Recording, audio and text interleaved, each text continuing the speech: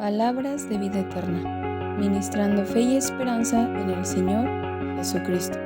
Comentarios, reflexiones y exhortaciones referentes al libro de Jeremías por Francisco Arita en la iglesia en Salamanca, Guanajuato.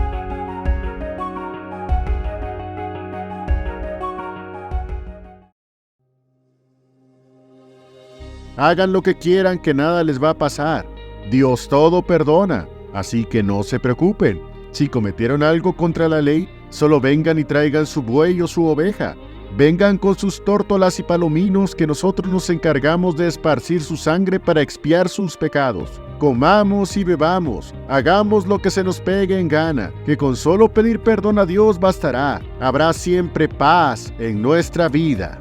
¿Ah, sí? ¿Eso es lo que dicen? Si ese fuera el gran Jehová, ¿dónde estaría su justicia? Si así es nuestro Dios, ¿cómo es que se hace llamar El Shaddai, Dios omnipotente? Aunque digan que con su vida llevándola así e hipócritamente buscan a Dios para perdón tendrán paz, Dios dice algo al respecto que vale la pena poner atención.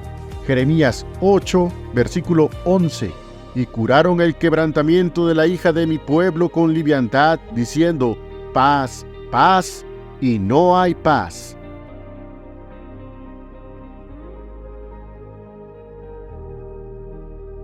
Paz, paz, y no hay paz.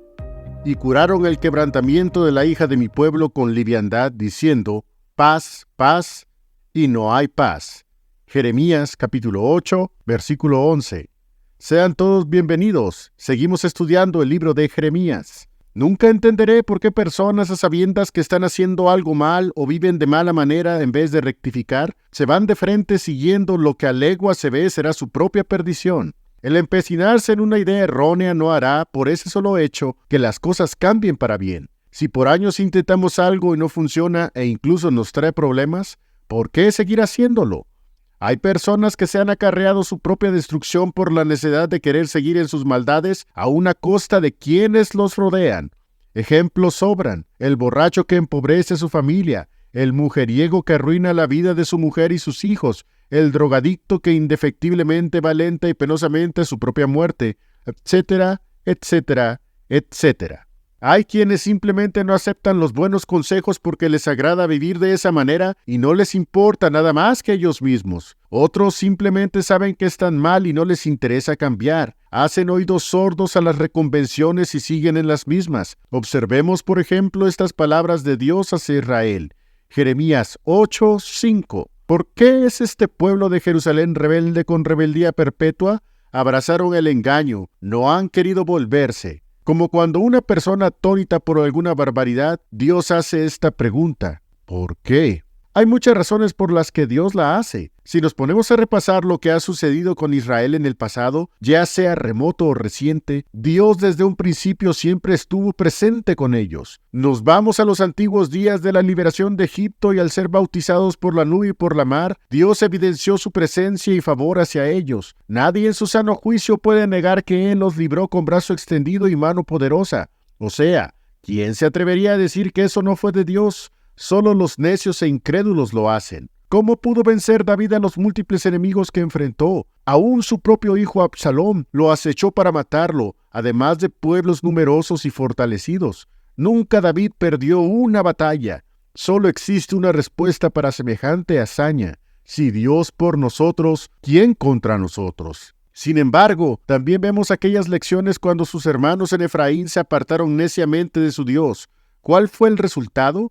Aniquilados sin misericordia por los asirios, gente fementida que a base de crueles torturas establecieron su imperio de terror. No quedó nada de ese reino del norte que, desde que apareció en los días de Roboam, hijo de Salomón, nunca dejó de coquetear con esos becerros de Betel y con provocar el enojo de Dios de manera más que intencional. Eso y muchas cosas más tuvo de ejemplo Judá para voltear hacia donde está Dios y pedir su ayuda y vivir conforme a sus designios. Sin embargo, nos topamos con esta pregunta de su majestad: ¿por qué es este pueblo de Jerusalén rebelde con rebeldía perpetua? Lo tuvieron todo, y con Dios lo único que podrían tener es prosperidad.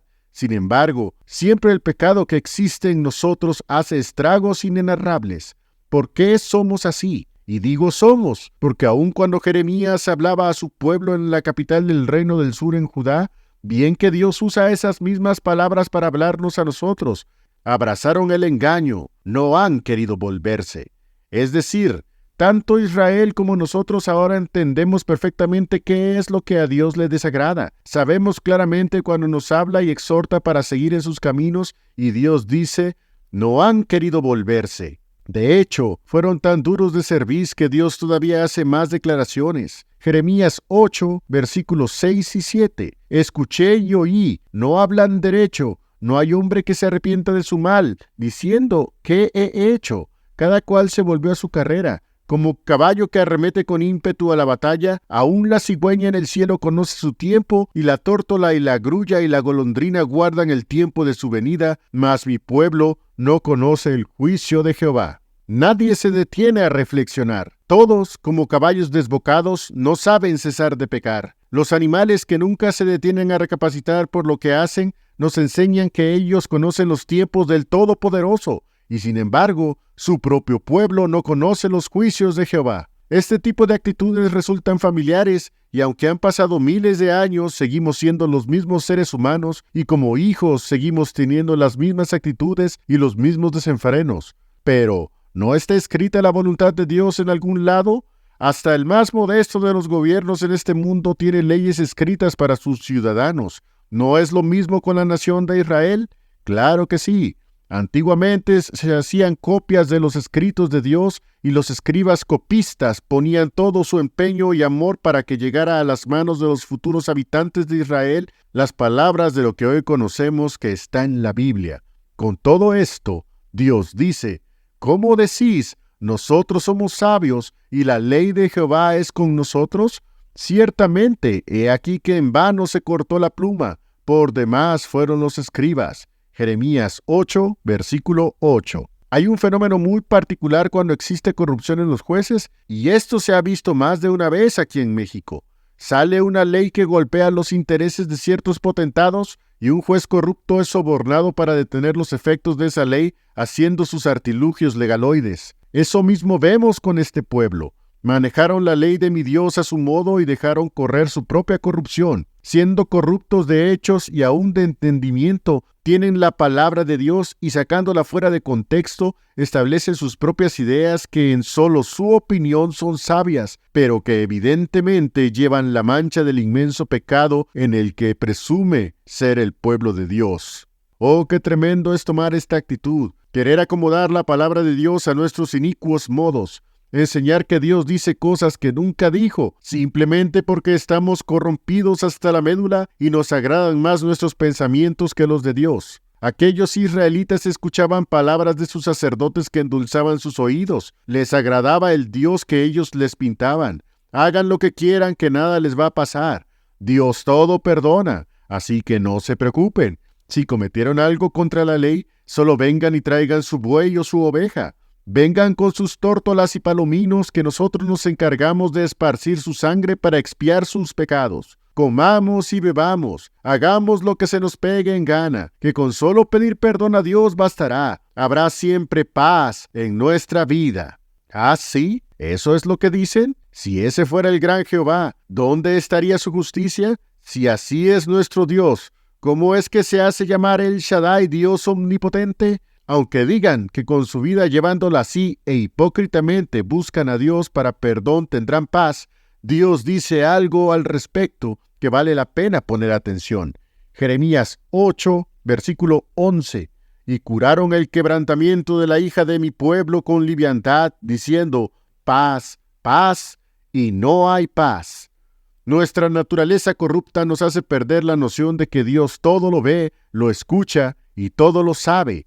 Nadie puede esconderse de su presencia. La primera persona que cayó en el infierno desde hace ya miles de años, Él la puede ver sin ningún problema. Los que se encubren donde nadie sabe, allí llega Dios y les dice, ¿crees que puedes escapar? Nuestros más oscuros pensamientos, los que nadie conoce, Dios los ha visto ya. Lo que es más grave, aun cuando quien quiere engañarse diciendo que tiene paz en su vida, no la tiene en lo absoluto. ¿Quién puede vivir en paz lejos de Dios? Es más, si eres de Él, ¿Te sientes cómodo viviendo en rebeldía en algún tiempo que hayas así vivido? Tarde o temprano, quien vive de esa manera experimentará el castigo de Dios, no hay duda, y cuanto más si somos sus hijos en verdad. ¿No has leído por ahí que Dios azota a cualquiera que toma por hijo? George Whitefield predicó un sermón acerca de esta idea de que en realidad no tenían paz aunque se dijeran tenerla. Las personas gritaban y sentían que estaban frente al mismo infierno. Muchos genuinamente se arrepintieron de su mala manera de vivir y participaron de un gran avivamiento. ¿Qué hay de nosotros ahora? ¿Seremos como este pueblo? Jeremías 8, versículo 12. ¿Hanse avergonzado de haber hecho abominación? Por cierto, no se ha corrido de vergüenza, ni supieron avergonzarse. Caerán por tanto entre los que cayeren, cuando los visitaré. Caerán, dice Jehová. Terrible caso es este. No querían avergonzarse. Dios dice, por cierto, no se han corrido de vergüenza, ni supieron avergonzarse. Este, mis hermanos, es el gran peligro de probar la iniquidad y saborearla con amor. Llegará el día que nos volveremos unos cínicos, unos desvergonzados, que nada ni lo que Dios tenga que decir nos importe. Mejor sería cuando Dios nos visite, nos halle buscándole, mirando hacia arriba, de donde viene todo don perfecto y donde podemos encontrar la mejor sabiduría para llevar nuestras vidas. Si queremos tener paz, que sea siguiendo sus pisadas. La falsa paz es tan pasajera y tan traicionera que no vale la pena siquiera pensar en ella, mucho menos seguirla. Amén.